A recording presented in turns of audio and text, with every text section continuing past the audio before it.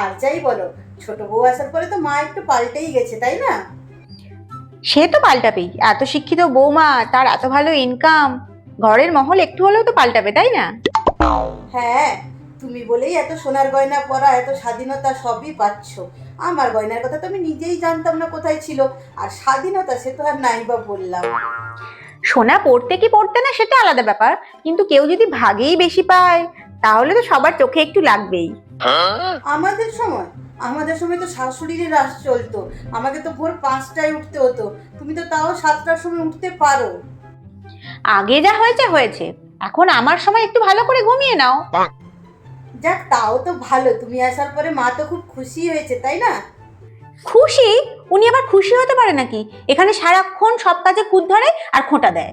হ্যাঁ, তো এটাই তো ওনার খুশি হওয়ার কারণ।